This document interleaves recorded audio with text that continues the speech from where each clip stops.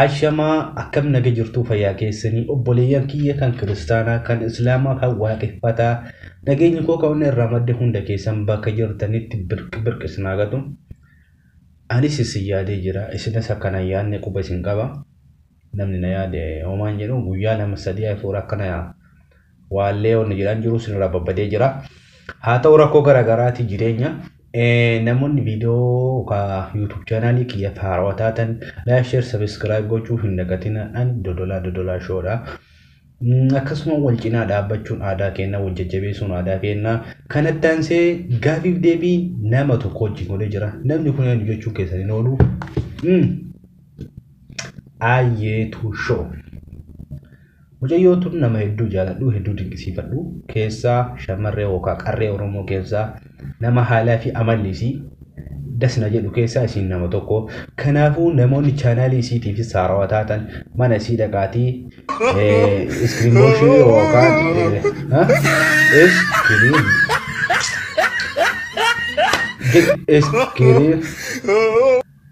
diksiriin boo nahimu dide kanaafuu mana koomentii jedhanii kaaliinkiisi dhattanii fi warroonni haarawataatan subscribe gochuu hin dagatina nama hedduu takka nama bira dhaabatu nama jajjabeessu kan isiniin jedha namoonni mana kiyya kanaaf haarawataatan anis haga dandeen isin cinaa dhaabachuu hin danda'a waan dandeessaniin gama dandeettanii like share gochuudhaan wal cinaa haa dhaabbannu yeroo hunda mana namaatii fakkeenya namarraa fudhachuun maaf nu barbaachise yeroo hunda kanaafuu ilmaan Oromoo bakka jirtanii wal jajjabeessaa jabaa keessa ol fudhaa lafaa keessanillee jabeeffadhaa isiniin jedha hakenoo isiniin jedha hanga dhuma viidiyoo keenyaatti nu wajjin turuun affeerraa keenya like share gochuudhaan aadaa godhadhaa manni kunis mana keessanii YouTube kunis YouTube keessanii أنا في ميلان كي مالي صدر كاكنا جايلات وجيب أنا في بكا كنا نجين إيشنو ما تو بكا كنا والجيس وما تو بكا كنا والجين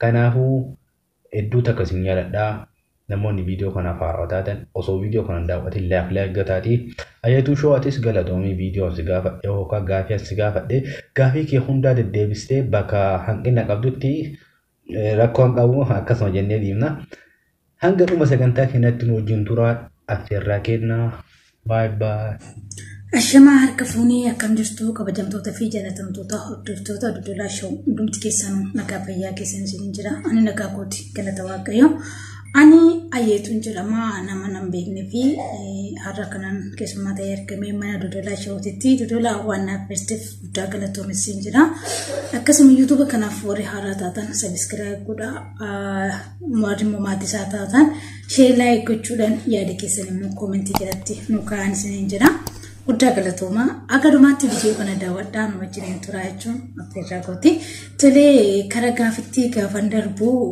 akkasidha ayyeetun eenyudha isatti dhalattee guddattee maqaa kana ingilisi baasee jira ayyeetun anumaadha amala koofisa xiqqoo saasini jedhee darbu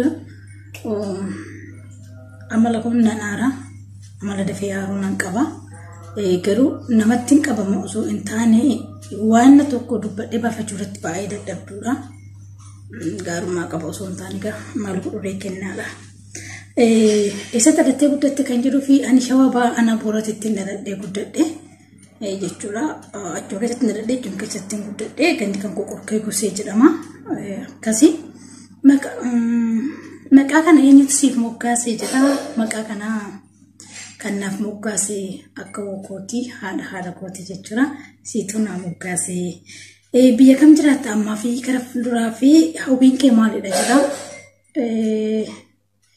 ammaaf kana ni jiraadhu Dubai keessa hawwiin koo kara fuulduraa immoo barumsa waddaan koo sanitti osoo hin deebi'een jira namni kan karoorfata kanatti nama gootu waaqayyoodha akkasiin jedha osoo carraa guyyaa tokkoof mootummaa ta'isiin jedhanii maal hojjettee buuta guyyaa tokko jechuun barbaachuu fi ulfaata namni tokko gaafa waa balleessutti muddama malee gaafa waa tolchu sa'aatii fudhata nageenya osoo akka namni kamiyyuu akka bilisaan bahee galu takkila sanallee osoo dubbadhe milki namummaa isaanii akka eegamuuf osoo jedhe yoo danda'ame bareedaa hidhaa hin baasa akkas jechuun guyyaa tokko keessatti ulfaata sa'aatii 24 qofa waan ta'eef bakkuma jira sanitti qabamanii jiranillee haga guyyaan gahee waaqayyo isaan hiikutti akka nagaadhaan jiraatanii nageenyaan odoo akka nageenyi jiraatuun barbaada kanan godha jedheen yaada.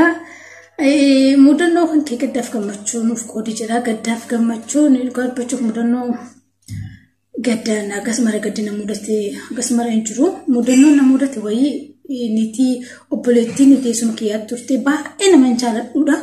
Baay'ee garbachuuf baay'ee jaaladha. Dhukkubsattee baay'ee dhukkubsattee turte. Mana yaalaa dhaqxee akkasii mammadooftee illee jirti baay'ee maal jedhee ibsu akkasii garuu si baay'ee nama miidhameedha.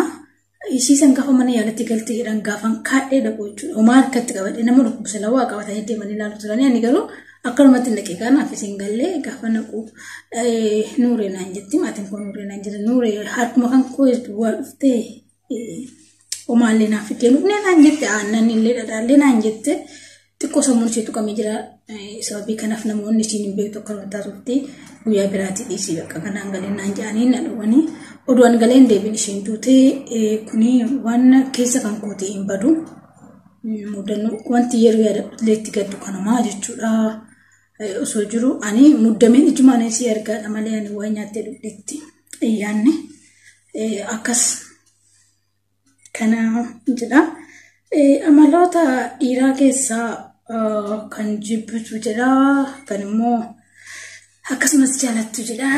Amaloota dhiiraa keessaa ani dhiira sobuun jaaladhu kan hatullee hin jaaladhu kan machaa'ullee hin jaaladhu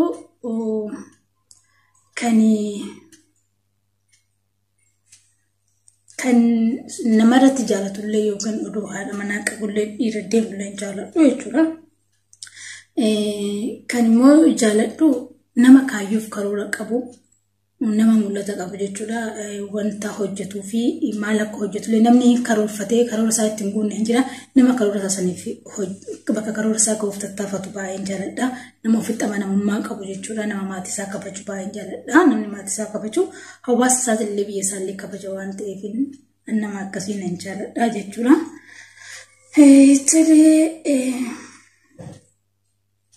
Gaaffii jaaffaa. Gaaffii jaaffaan baay'ee ulfaataa. Deebisaa illee dubbisuu isaa akkan jedhee deebisuu na wallaalee. Hundaafuu dhumarran isiniif deebisaa yoo danda'ame sirboota afaan Oromoo keessa jaallattu keessa naan jedhee garuu dhiifamaa hin sirbu. Sagaleen koo sirbaaf illee hin ta'u anis immoo hin sirbu amantii wal qabateetis na sirbisiisu jechuudha. Sirbuun barbaadu. Bilbila malee guyyaa 20 buluu wayyamoo osoo nafa yookaan qaama kee hin qabtin guyyaa 20 buluu wayya jira. Waaw ajaa'iba. Dhugaa dubbachuu fi ani baadiyyaatti dhaladhe baadiyyumatti guddadhe nafa guyyaa 20 anis kan jaanu ni kannee jira. Mana barumsaa irratti torbee keessatti guyyaa 2 yookaan guyyaa 3 dhiqachuu qabdu jedhee barsiisan nurra deemee nu laala jechuudha duraan. Dhugaadhuma warri baadiyyaatti dhalatanii guddatanii hin beektu jedheen yaada. Bishaanuu amma yeroo keenya kana waa'ee malee faaduraafaa warri hubbootti baatanii fidatan suni waggaattuu dhiqatan jedheen yaadaan. Akka sababa kanaaf immoo amma hojiirra oolee gaafaan galuu dadhabbii kiyya beeynachuuf dirqama dhiqachuudha. Namni tokko gaafa ho'uu yoo ho'ifaa jiraate namni foolii kenna dirqama dhiqachuun isarra jiraata. Silkii lafuma kaa'ee jechuudha. Silkiin isas yeroo dhiyoo fayyadamuu jalqabe waan ta'eef akkuma naladheenii miti. Kanaafuu nafa dhiqachuuf filadhaan silkii dhiisee jechuudha. Guyyaa 20 rakkoo wayituu hin qabu. Silkii dhiiseetu manii isa filadhaan siniin jira. Abbaa warraa kee yookiin jaarsa kee osoo nama akkamii ta'ee jaalattu? Bifa bareedina amala nama gaarummaa hayyuu kana keessa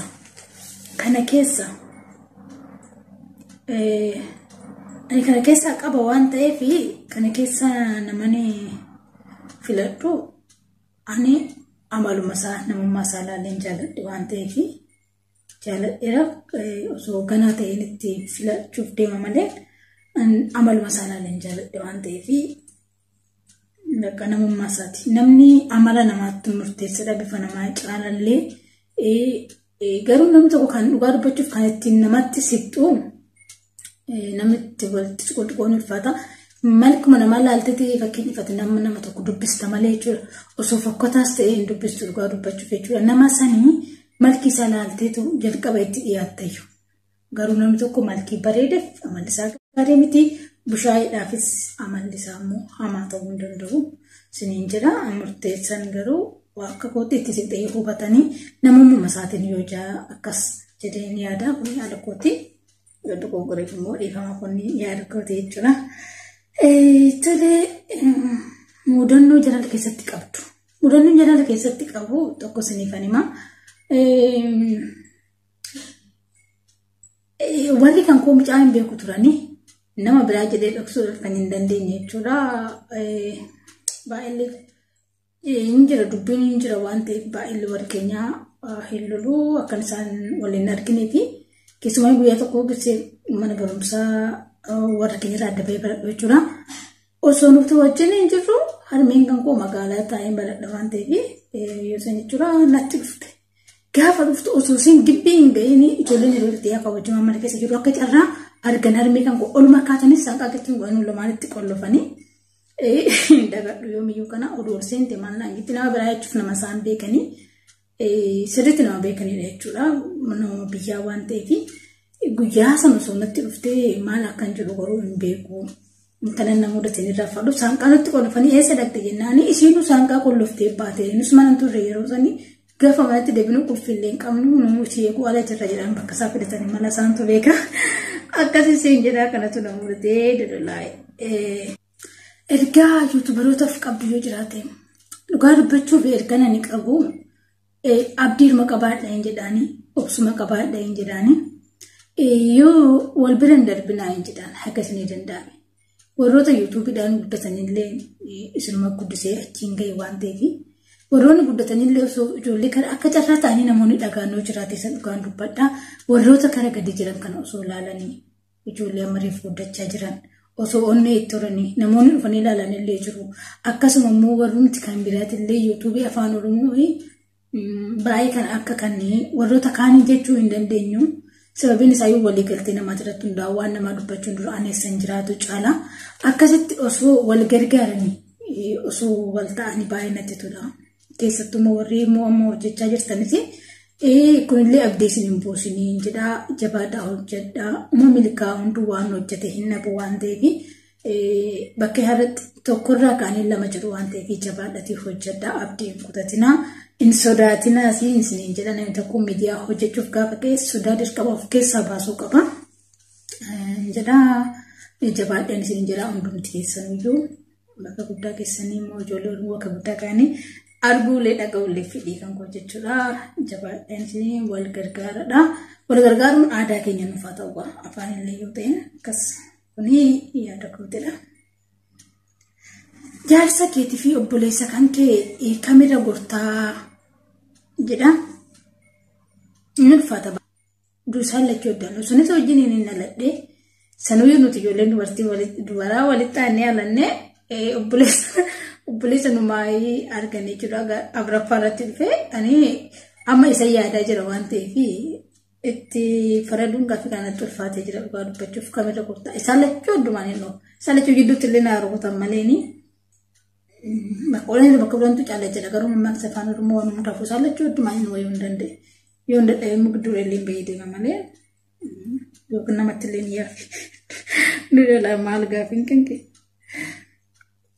Icciitii dubartiin qabdu keessaa tokko nuuf himi jedhe. Icciitii dubartiin qabdu dhugaa dubbachuuf dubartiin cimtuudha. Dubartiin waa hundaa dandeessuudha. Maal akkan jedhee dubartii icciitii isiin qabdu ibsu wanti isin hin beekne hin jira jedhanii yaaduun. Dubartiin garuu kan inni beeku baay'ee cimtuu ta'uu isaati. Dhugaa dubbachuu jechuudha baay'ee cimtuu isaati. Wanni inni godhu wanti isin dadhabe tokko hin jiru. Waan barbaadu hojjechuu waan barbaadu godhuu dandeessi. Garaagarummaan keenya immoo saala keenya malee wanti biraa wanti dhiirri tokko dubartii ittiin caalu hin jiru. Ilaalchuma hawaasa keessattuu alanneettu akka waan dubartiin nama gadi taatisitti yoo ilaalan garuu dubartiin yoo baratte fa'eessa geesse kan jedhan jechuudha. Akkuma dur afaan irratti miidhaan fa'aa ture kana dubartii irratti illee akkasuma hacuuccaan hin jira amma garuu fooyyee qaba haa ta'u malee baadiyyaa keessa ammaa yoo rakkoo hin jira jechuudha. Dubartiin icciitiin qabdu baay'ee cimtuu ta'uu isaati. Baay'ee cimtuu ta'uu isaati icciitiin qabdu kan biraa icciitiin qabdu hin jira jedhanii yaadu baay'ee dandeessu baay'ee illee cimtuu akka taatedha. Kanaan ishee beeku jechuudha. turtanii haga ammaa waan dhaggeeffattaniif guddaa galatoomaan isiniin jedha. Ficha isin hin deebine yoo jiraatee fi dhiifama naa godhaadha of tolchaa isiniin jedha. Guyyaa biraa immoo sagantaa biraatiin nagaa walitti deebinutti turtii gaarii naaf qabaadha. Oromoo koo baay'een isin jaaladha. Baa'umaan isin jaaladha dhugaa dubbachuu fi guddaa galatoomaa yaada kan koo yoo isinitti tolee koomentii jalatti waan hanqina jiru immoo koomentii jalatti nu barreessaa isiniin jenna. Yoo viidiyoon kun isinitti tolee itti fufnee hojjechuu dandeenya waan ta'eef yaada qiqa qabdan nu kaa'uun dagatinaa isiniin jechaa guddaa galatoomaa baay'een isiniin jedha.